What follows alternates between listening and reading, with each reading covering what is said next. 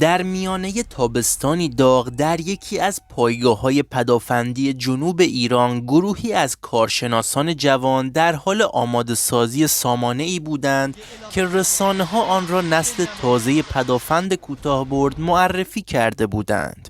این سامانه که به نام سپر چهارم شناخته می‌شد، بر پایه تجربه سالها طراحی بومی و درس آموخته‌های مقابله با تهدیدات کم ارتفاع توسعه یافته بود. دانستنی‌های جالبی پیرامون آن وجود داشت که ترکیبی از تاریخچه دفاع هوایی، فناوری‌های نوین و سناریوهای رزمی آینده را در ذهن مجسم می‌کرد. بسیاری تصور می‌کنند تهدید اصلی برای کشورها موشک‌های بالستیک یا جنگنده‌های مافوق صوت است، اما واقعیت میدانی نشان می‌دهد که بیشترین خطر در میدان نبرد از سوی پهپادها، راکت‌ها، بالگردها و پرنده‌های کم ارتفاع ایجاد می‌شود.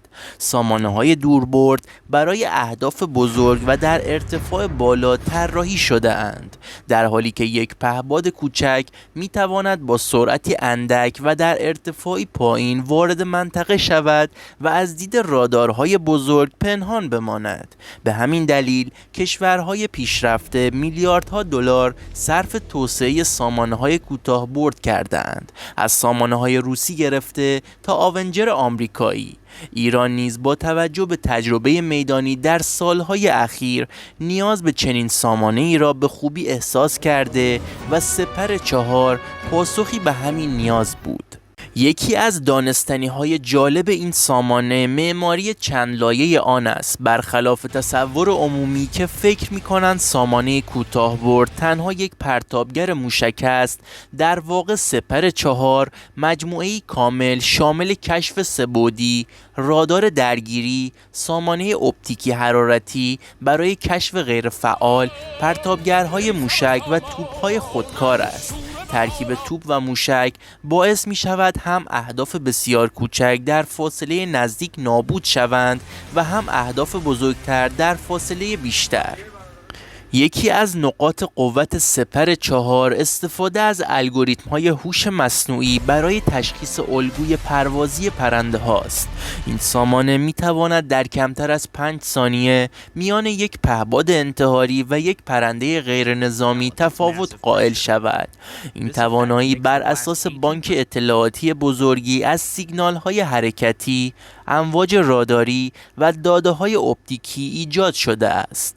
دانستنی جالب اینجاست که بخشی از این بانک داده‌ها در جریان رزمایش‌های واقعی با پرواز پهپادهای هدف جمع‌آوری شده تا سامانه در شرایط عملیاتی واقعی آموزش ببیند.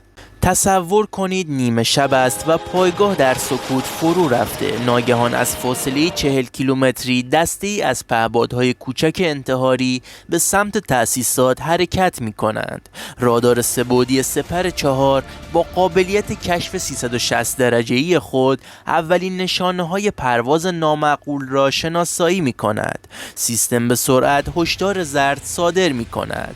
ظرف کمتر از 1 دقیقه الگوریتم پردازش تصویر سامانه با دوربین حرارتی تایید می کند که این پرنده ها پهپاد انتحاری هستند. در این لحظه پرتابگرهای موشکی آماده می شوند. 2 موشک نخست شلیک شده و در فاصله 15 کیلومتری 2 پهپاد را منهدم می کنند. باقی پهپادها که به سرعت نزدیک می شوند وارد محدوده توپ قرار می گیرند. شلیک پیاپی گلوله‌های ضد هوایی با فیوز هوشمند آسمان را روشن می کنند و پهپادها یکی پس از دیگری سقوط می کنند. این سناریو نشان می دهد که چرا سامانه‌های کوتاه‌برد به عنوان آخرین حلقه دفاعی حیاتی هستند. طراحان سپر چهار از تجربیات عملیاتی در سوریه، عراق و خلیج فارس درس‌های زیادی گرفتند. آنها متوجه شدند که پهپادها اغلب در گروه‌های بزرگ و به صورت ازدحامی حمله می‌کنند. بنابراین سامانه باید توان درگیری همزمان با چندین هدف را داشته باشد. بر اساس همین نیاز، موشک‌های این سامانه قابلیت قفل چندگانه پیدا کردند و می‌توانند در یک زمان با 4 هدف درگیر شوند. از دید دانستنی مقایسه سپر 4 با نمونه‌های خارجی جذاب است. مثلا سامانه روسی پانسیر S1 ترکیب توپ و موشک دارد. تفاوت اصلی در طراحی نرم افزار پردازش داده هاست. در حالی که پانسیر بیشتر به رادار متکی است، سپر 4 بر ترکیب رادار و حسگر اپتیکی تاکید دارد تا در برابر جنگ الکترونیک مقاوم باشد. از سوی دیگر در مقایسه با سامانه‌های غربی اسکایگارد، سامانه ایرانی به دلیل استفاده از شاسی بومی و قطعات داخلی هزینه بسیار کمتری دارد و قابلیت تولید انبوه پیدا می‌کند. موشک‌های سپر 4 حدود 90 کیلوگرم وزن دارد و به یک جستجوگر دوگانه راداری و حرارتی مجهز شده اند. این ترکیب باعث می شود هدف حتی در شرایط استفاده از اخلالگرهای راداری یا پرتاب شراره‌های حرارتی نیز قابل رهگیری باشد. برد مؤثر این موشک‌ها حدود 20 کیلومتر و سقف درگیری 10 کیلومتر است. فیوز مجاورتی پیشرفته امکان انفجار در نزدیکی هدف را فراهم می‌کند و نیاز به برخورد مستقیم را کاهش می‌دهد. یکی از جذابترین دانستنی ها این است که سپر 4 به صورت مستقل عمل نمی کند، بلکه بخشی از شبکه یک پارچه پدافند هوایی ایران است. این شبکه که از سامانه های دوربرد مانند باور 373 تا سامانه های میان برد و کوتاه برد را شامل می شود، لایه های متعدد دفاعی ایجاد کرده است. در چنین شبکه‌ای اگر یک هدف از لایه اول عبور کند به لایه پایین‌تر میرسد. سپر 4 همان لایه پایانی است که در فاصله کم از هدف حیاتی عمل می‌کند.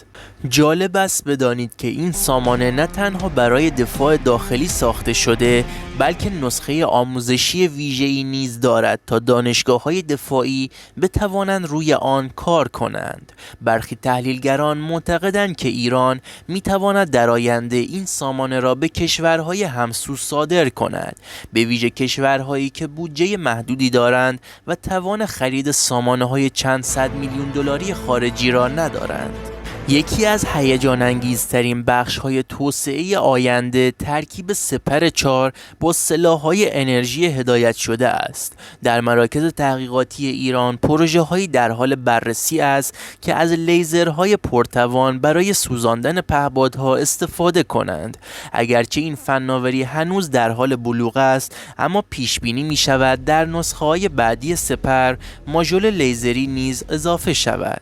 سامانه سپر 4 نمادی از تکامل دفاع هوایی ایران در حوزه کوتاه برد است. این سامانه نه تنها نشان می‌دهد که فناوری بومی می‌تواند با استانداردهای جهانی رقابت کند، بلکه داستانی جذاب از ترکیب تجربه عملیاتی، نوآوری فناورانه و نیاز استراتژیک ارائه می‌دهد. دانستنی‌های پیرامون آن از توان درگیری همزمان تا هوش مصنوعی همگی حکایت از مسیری دارند که در آن پدافند هوایی از حالت سنتی به سمت شبکه هوشمند و مقاوم در برابر تهدیدات نوین حرکت می‌کند. اگر به هر نوع ویدیوهای دانستنی نظامی علاقه‌مند هستید توی کامنت ها بنویسید تا براتون منتشر کنیم. با تشکر از همراهی شما.